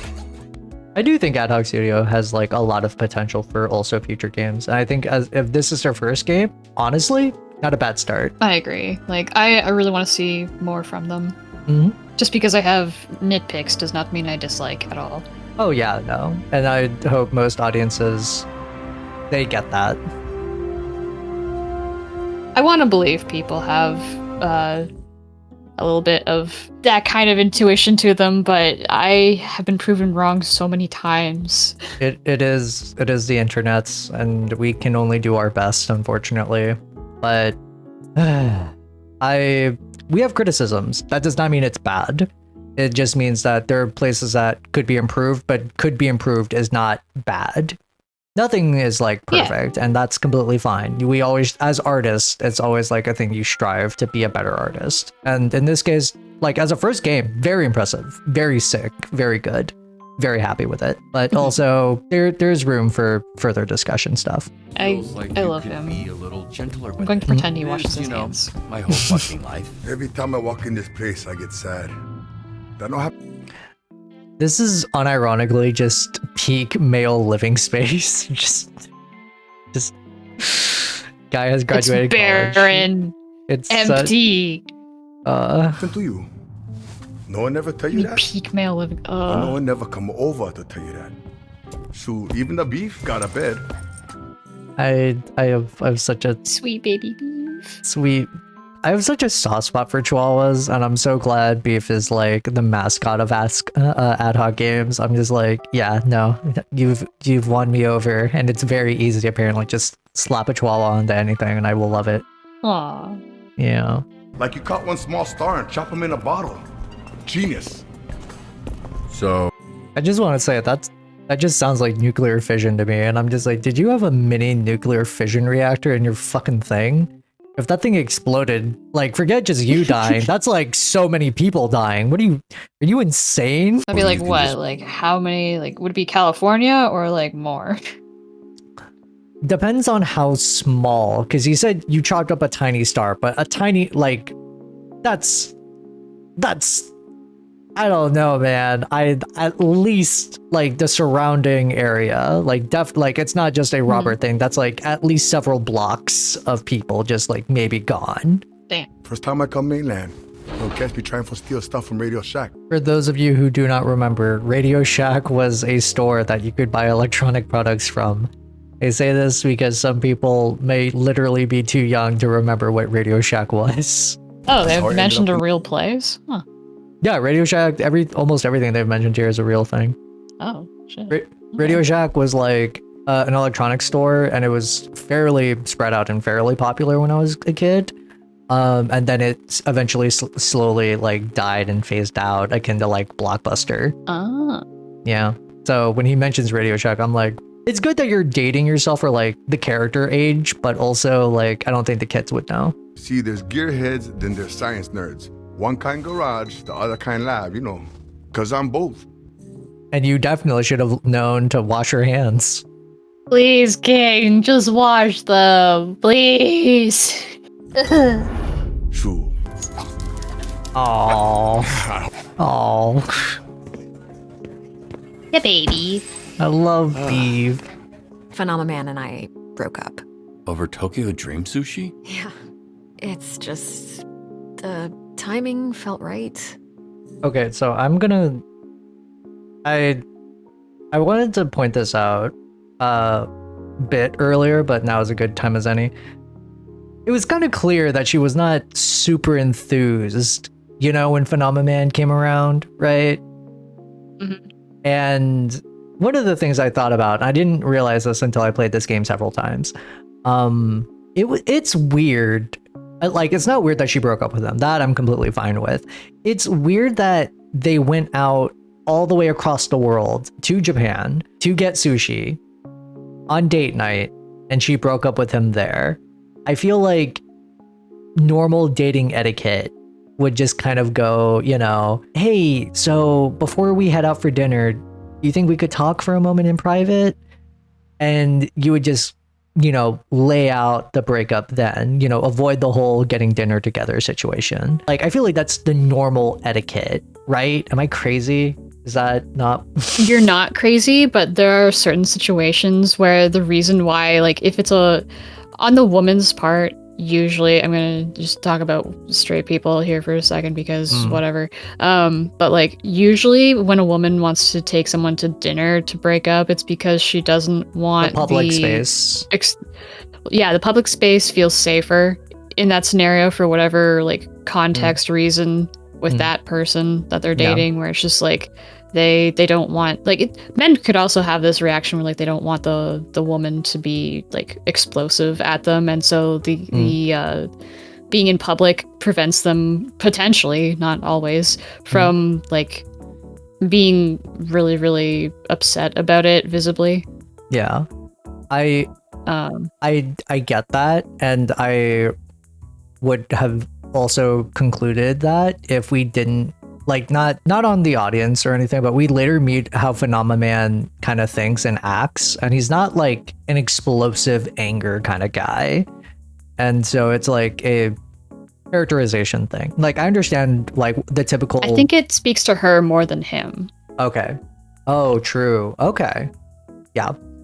Part of me was wondering initially if it was like a writing thing where like they wanted to give like the dramatic, basically cuckold moment for Robert and the audience, and then just have them like fly away because like, oh my god, look at how super and masculine and cool he is for taking me out all the way across the world to go get sushi, a thing that you, normal Robert human man, could not ever do. And there's like that element at play, but like the going all the way out to Japan just to like emphasize that, I thought felt weird because they could have just done that in California. Like, LA has a lot of great sushi spots, so I'm just like, well, for them it's just like, no, it's a very quick flight, right? So yeah, it's the level of I'd dramatic fly to Japan for sushi. honestly, mood. It's like, I pointed out because I was like, okay, from a character writing standpoint, like, or not even a character writing standpoint, it's like, I didn't know if they just wanted to do that for like the Robert cuckold type scene moment ending, or if it was like a specific note on Blonde Blazer's character. Because so far throughout the game, I've only played up to episode 6. The story never really goes deep into Blonde Blazer specifically, and like, you know, deciphering some of the weird character story elements that are going on with her. And it's presented and framed in such a way that like, I don't think they actually are going to explore that, maybe. And that's what makes me like pause for concern, because there are elements of Blonde Blazer that I am like, there's things that are very weird about you that like a straight male audience are going to be very blind to generally, but like, this is weird behavior, man. This is very strange. Well, she's someone who has been characterized as like very, like, literally corporate. She's always handling everyone else. She's always trying to say the exact right thing to get them to react the way that she wants, right? Like, look at Robert during the bar scene with the like her trying to interview, and like she literally says like, get a few drinks in you, and like, I forget the exact line, but like it tipped my brain off to, oh, you're trying to get a specific set of information out of me. I don't like this. Like, she's giving well-intentioned but still manipulative vibes to me.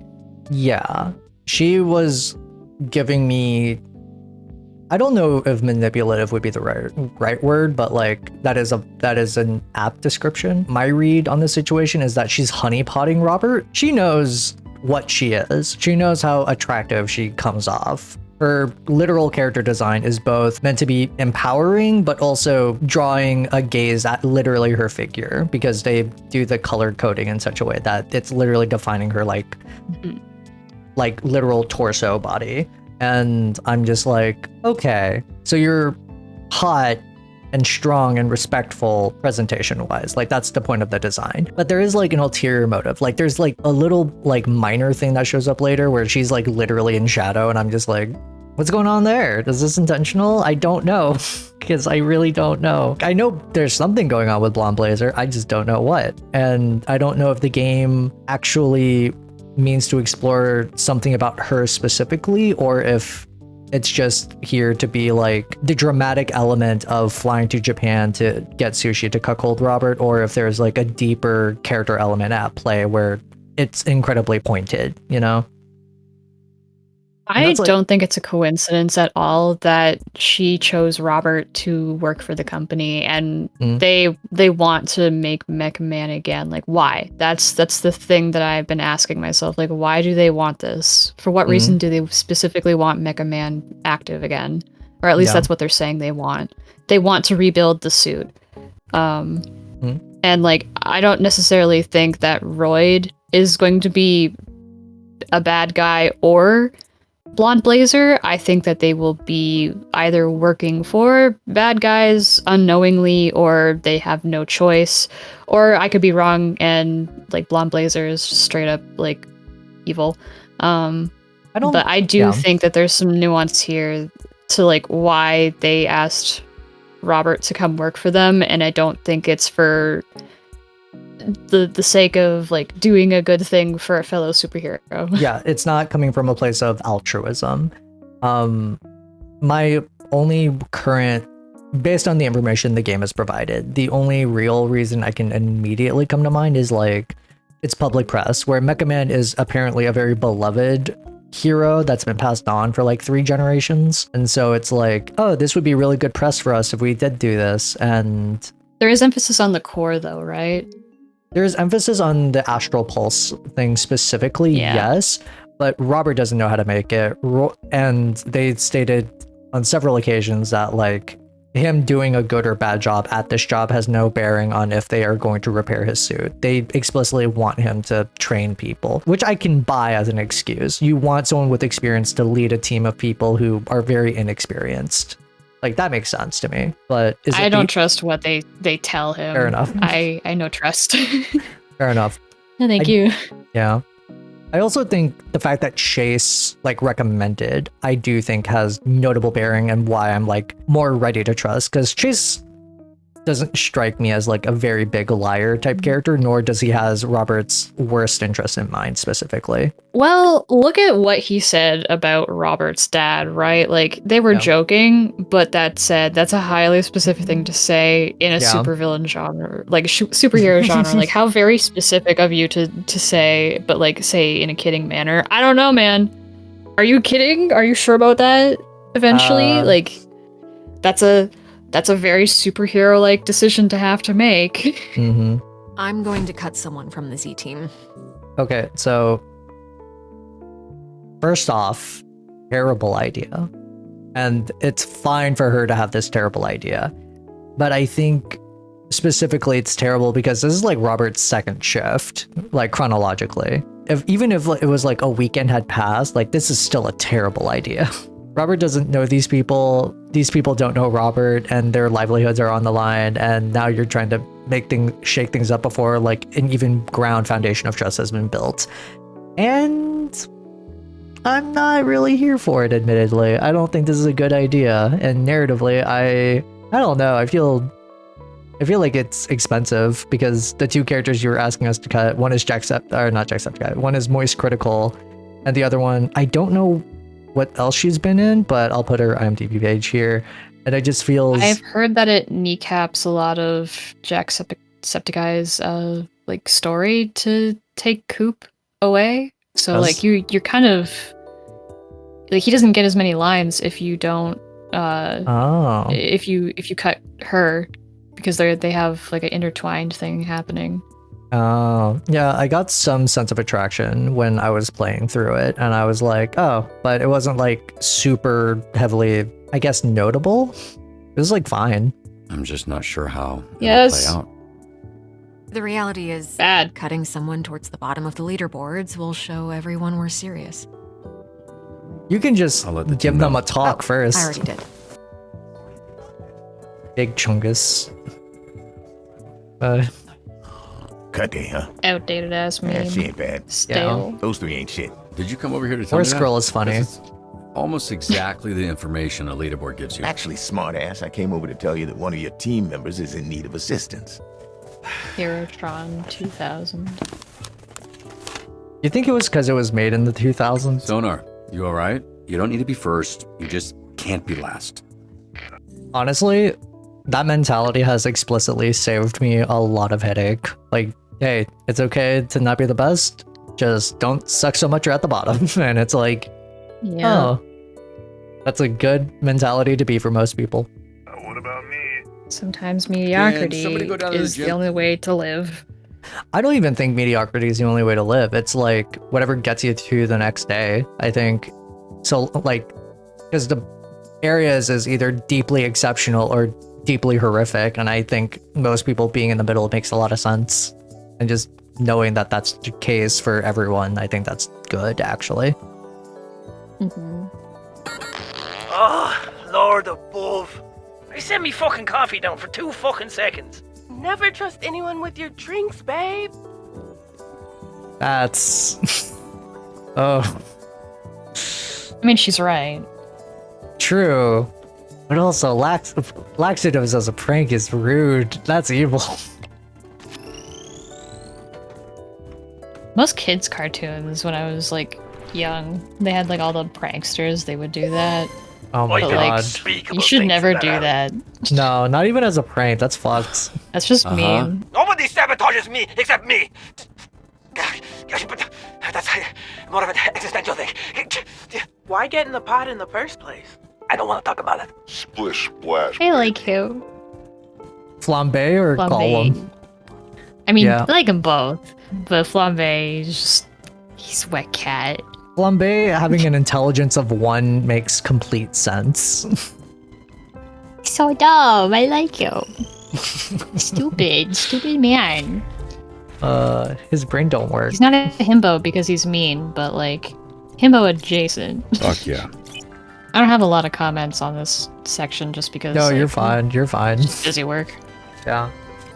I want to save the The brain. Wow, The brain You're on cells. fire today.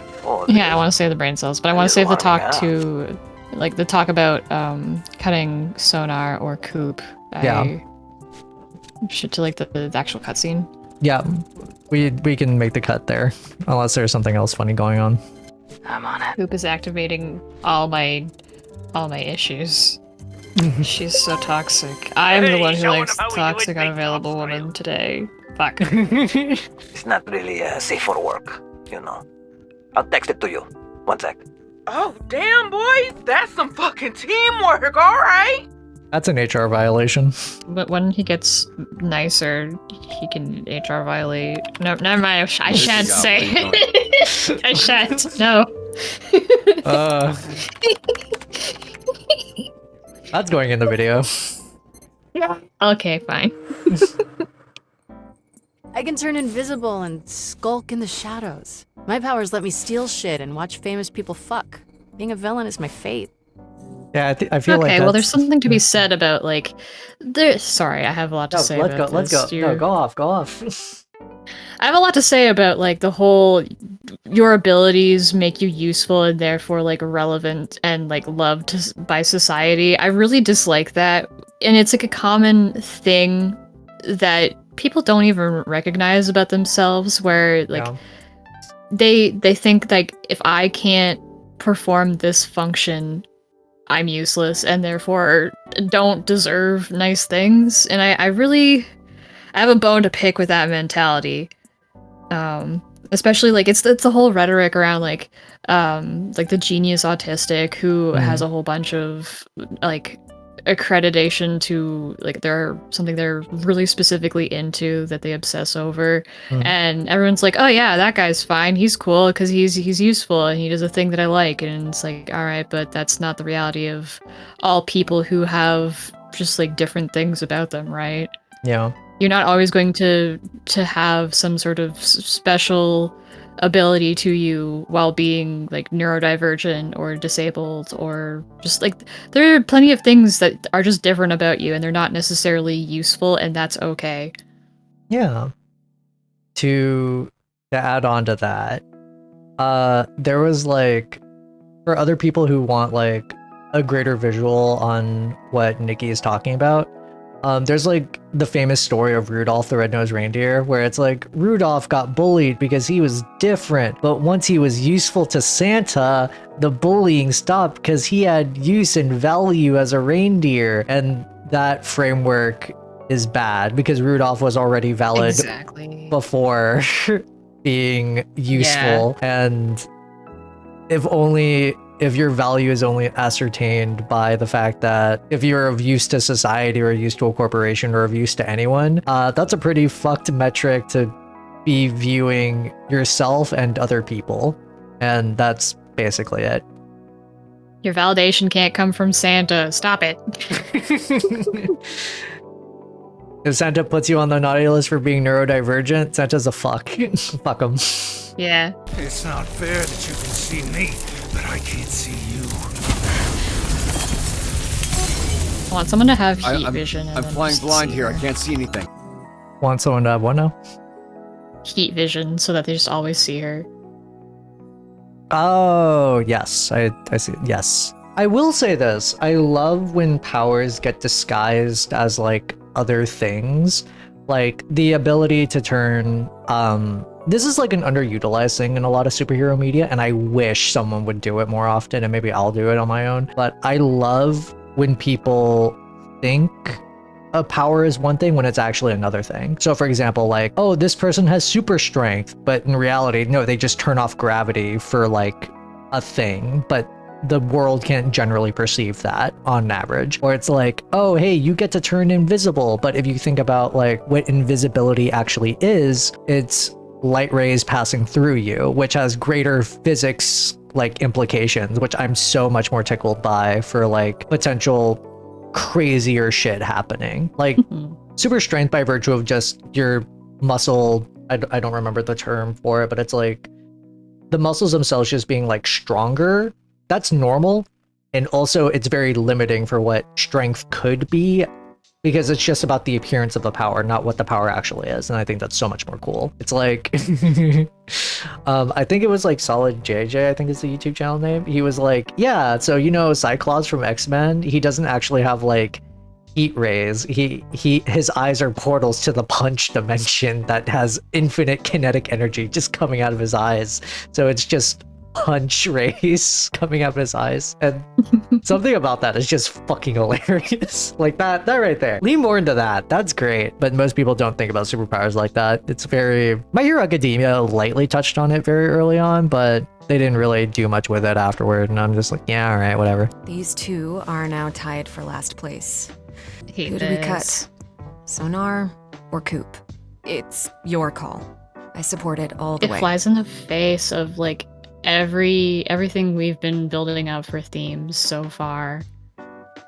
Like we literally just got done saying everyone has a shot, but like I get it, they've been here for a while, but that said, like Robert just got here for all intents and purposes. They just started having a second shot. Robert, I don't know, I think it's bullshit.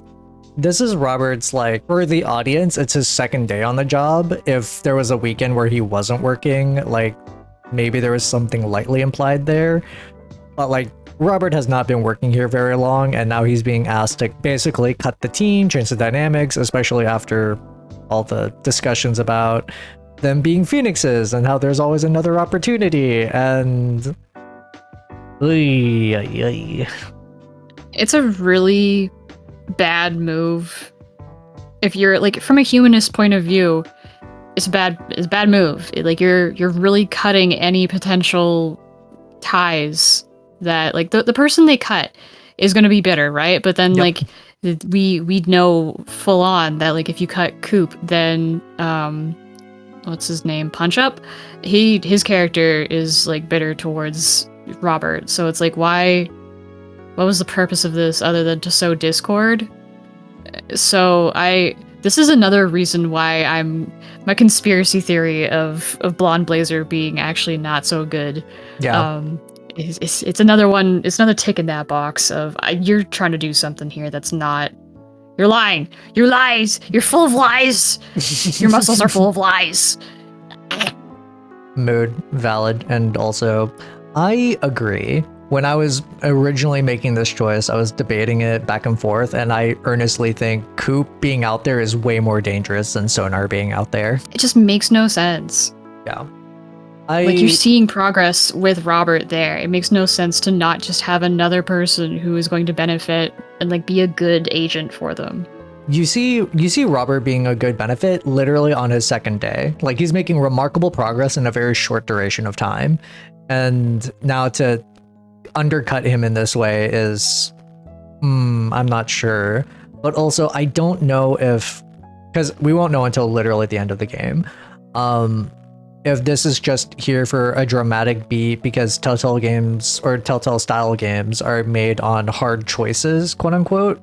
And this one feels like it's made with the intent to sow discourse amongst the audience as opposed to like being an actual morally hard choice. A little bit on like the original Telltale games with the Walking Dead one. There is like a hard choice about all the things you have to do and be willing to do and who you're willing to screw over to survive, or the characters you like to survive. And that was a very hard choice. And we had a lot of time to spend with these characters to have them be endeared to us. This, like, respectfully, cutting Moist Critical was not a very hard call because you have Crypto Bro who turns into a bat monster on occasion, and Coop who is a known murderous assassin who will just go to the person with the biggest dollar bucks. And it's like, one of these things I'm more terrified of and does way more real harm.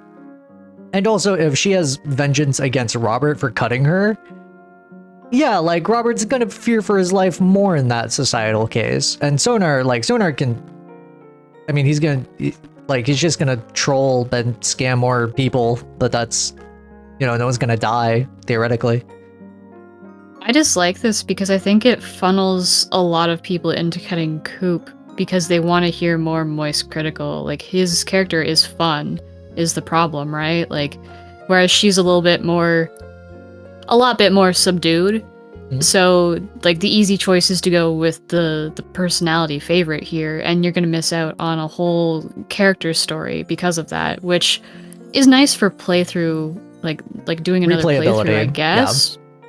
But it still feels, I don't care for it. It feels not good. Yeah, I get that, and I agree. Also, I can't say for Sonar because I haven't played with Sonar remaining on the team, but I will say this about Coop.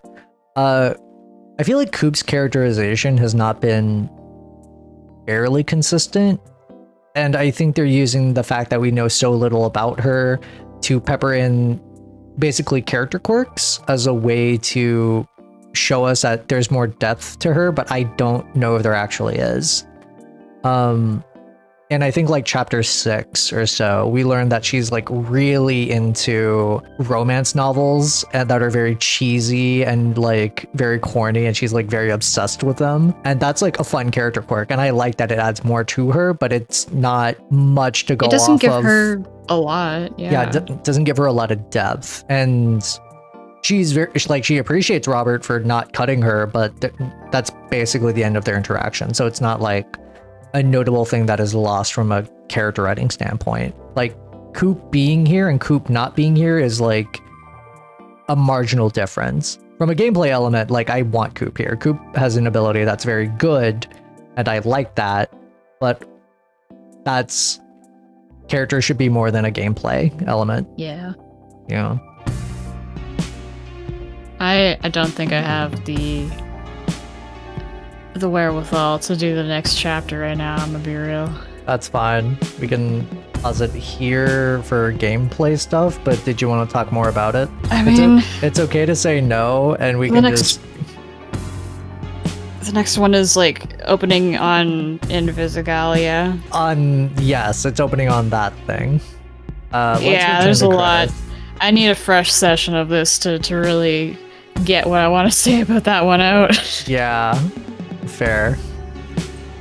And I feel like that's probably a good time for you to talk about like anything you're specifically having a bone to pick with so far about her too. My issue, I can feel that brewing.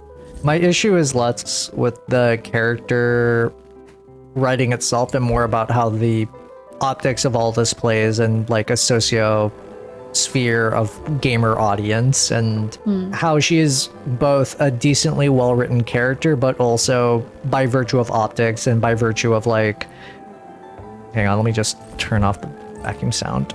By virtue of optics, it makes her, unfortunately for a game like this, it does reduce, like, even if the female character is very well written, they are still at the end of the day a prize for whatever gamer male audience wants to play and choose about who they would like to be with monogamously. And I understand that if there was an option for polyamory or whatever, guys would just pick both of them, and that's also a feel bad because I don't know, man.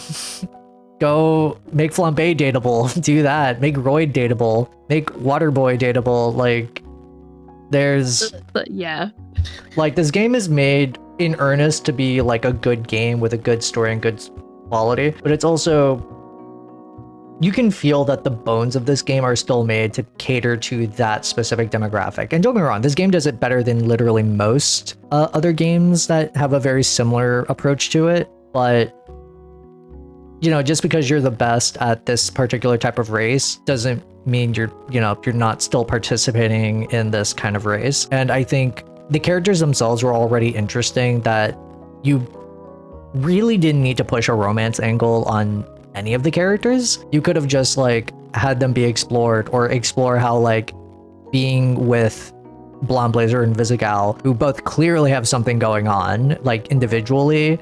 And respectfully, my current analysis and how I sit with these characters is Invisigal doesn't need like any sense of attraction or need any sense of romance in her life. She needs someone who will just be like a genuine good friend and earnest and straightforward with her. And I think the discussion about clouding that with attraction to Robert, who, like, you can say you just like scars. You don't have to make shit up about dad bod, because that's not a dad bod. But like, it's hard, because if Invisigal was not specifically an Asian woman, I don't think I would have nearly the same type of complaint. It would just be like from a gendered perspective of optics, as opposed to like the racial white male audience fetishization of Asian women, because she's our only Asian woman character and she's pining after the broody, angsty white guy.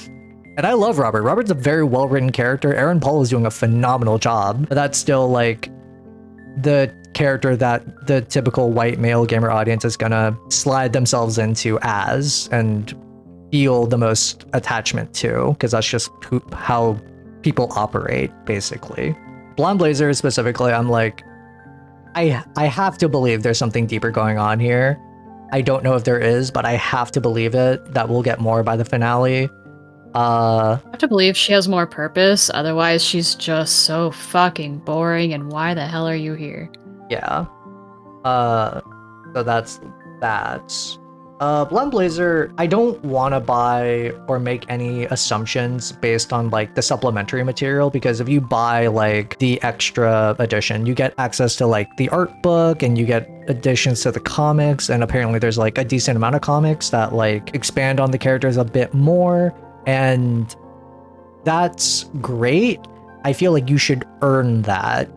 Like, your base thing should be so good that it makes me want to explore these characters more. And at the moment, I do like this game. I do like a lot of the cast. I do like what they're about. I like how they vibe off each other. I just wish we had more. I wish Gl0w had more. I wish Punch Up had more. And at the moment, it's really just catering specifically to the male gaze of, oh wow, Blonde Blazer, this muscle blonde beach baddie is really like into me. Robert, the white guy who lives the way he does in his male living space, and Invisigal. He's unique, you see, because he is ginger. Is he? Does he count as ginger? He just looks brunette to me. Yeah, he's got like the copper. He leans more towards like my natural hair color. All right, fair enough. And Invisigal, who explicitly just finds him physically attractive, and girl, I'm sorry, you have higher standards for men in your life, like, period. I do like that Flambe is either bisexual or just a straight up gay man. That gets revealed later. Like in passing, it's unceremonious, and I think that's a fine way to be. I like Flambe. I actually think Flambe is hilarious. I need so much more from him. Give me more. Yeah. This game is made, again, this game is made for a very particular audience, and don't get me wrong, it's well made. It's well done. I like Dispatch a lot. I'm also saying I know exactly who this game is made for from a production meta level perspective, because you want to reach the biggest audience possible, and I don't know if I'll put this in the video, but I want to air out my thoughts about it, where I'm like, Jacksepticeye is doing probably the worst job out of everyone in the cast. Like, everyone is, I want to be clear, is doing a fine job. Like, everyone is serviceable, but for the character of, for a character like Punch Up, you need someone with a lot more in their voice. You need someone with, like, more... He doesn't match what the character design is. Yeah. In your mind. They just don't fit together. Not even the character design in my mind. There's, like, later dialogue in later chapters where Punch Up just, like... From how it's written, Punch Up seems more literally crazy. He seems more like impassioned, embroiled, more whole. This man does not know how to moderate himself. He is like a full 100% like all in kind of guy. And Jacksepticeye is doing like his voice, like he's just reading a line and trying his best to act. And that kind of sucks when you can tell that Laura Bailey is doing a really good job, when Aaron Yvette is doing a really good job. You know, when Golem, who's Golem's voice actor? It's Young Gravy.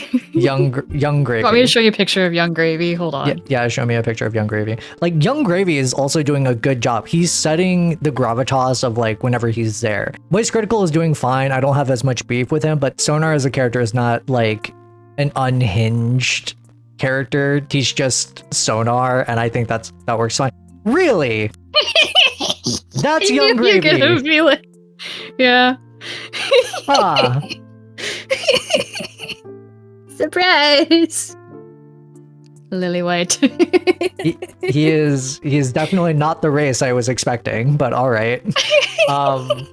Wow. Okay. I still stand by my point that Young Gravy is brown, by the way. I mean, it can be white, but like no one really associates it with brown. But anyway, why are you white? Why are you white? But yeah, like Golem is doing a good job. Whoever's voicing Coupe is doing a good job. Malevola, I'm still deciding, because I do think the character writing is good. I think the acting, I'm not entirely sure yet, because we get so little of her that I don't have enough data points to assess yet if I think she's a good character yet. I was gonna say, I think I disagree with Jacksepticeye being the weakest. I think Malevola is probably the weakest voice actor here. That said, she's, again, doing a good job. It's just she has a hard time with the lines she's given, like, doing a lot with them. Yeah. She's supposed to be, like, really, really subdued, but, like, I look at Coop and I look at her, and Coop has much more personality in the voices, like, in the lines that she is given. Yeah. Whereas, like, I don't know, it's Malevola is just kind of sullen most of the time, or angry, and I don't know much about her from those lines. Yeah, fair enough. I know she likes weird, like, uncomfortable music, that's it. I will also say this, because I do want to give additional props, because this is not we're just here to criticize, we're here to do a creative autopsy, but Waterboy, unironically, doing a great job, dude. Whoever you are, putting your IMDb page here, you're doing a phenomenal job as Waterboy. And you're doing so good, making me uncomfortable. Phenomenon, I think, is also doing a pretty good job. I do wonder a little bit, because in the first episode, when we're doing like the demo with Phenomenon, he sounds way more natural there, but like in subsequent commercial stuff, he sounds way less natural, and even in his human interaction day to day, sounds also unnatural. And I wonder if that was Remember the subscriber line? Yeah, no, exactly. And like that, like you can just associate that with him just being an alien and not knowing how to speak like American English or something. But like the way he acts in that seems way more naturalized, whereas everyone else was clearly hamming it up for being in a commercial, and they're clearly, when actors act like they're not actors, it's what makes me laugh. When you're an actor who is playing a character who is not an actor who is trying to act, that's good. That's fun. I fuck with that. But like in that one, Phenomenon sounds perfectly fine. In later areas, he sounds less fine, and I don't know what to make of that. I don't know if that's an intentional story beat. I don't know if that's just the way it is, and I like Phenomenon. I think he's very funny. I think this sad, wet cat of a man is deeply hysterical to me.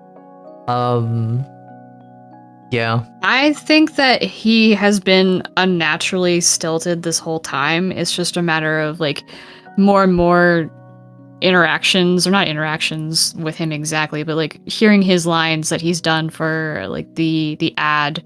And then like you go on to actually see him talk when he's like about to go to dinner. Like you notice more and more as you get his lines that he doesn't quite understand things. He's just reading off a line, or is clearly aping something that she's a Blonde Blazer has like told him is a ism of Earth. And I don't know, maybe it's because I laser focus on him because I'm a filthy Nolan simp, because I'm like, oh, hello, hi. I've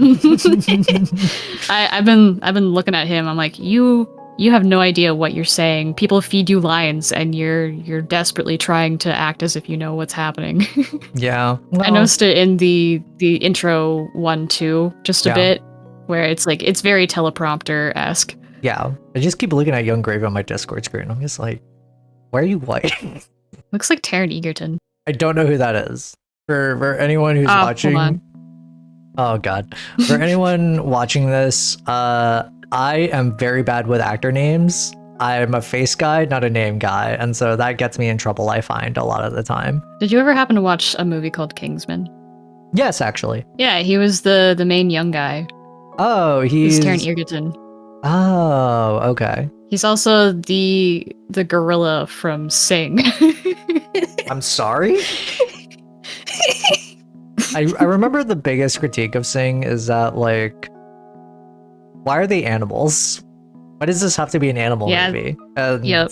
There's no reason for them to be animals. Yeah. What else is there to say about Dispatch? Because the game is gorgeous. I really do like the game a lot. I like the dispatch element. I think that's actually an underutilized genre, ? I think that's a genre of game. And I actually like balancing character like powers and decisions and who and what, how people would probably actually act. I think that's really fun. I think that's cool. Chase is easily probably like a favorite character. Oh, he's taking a picture with Elton John. Yeah, he was young Elton John in Rocket Man. Oh, that's fun. Yeah. Yeah. The art style is gorgeous. I adore it. Oh no, I think it's great. I hope that if Dispatch keeps telling stories, I earnestly hope they make I genuinely hope that someone looks at Dispatch and see how it's made and maybe literally tries to figure out how to make a show out of it. I do have to go feed Nemo. He is sobbing at my door. By all means, go. It's fine. All right, this was fun. Yeah, it was good. Go enjoy dinner. I'll be editing down, God knows, like 4 hours of footage. Yay! All right, see you, dude. Take care. Bye. Bye.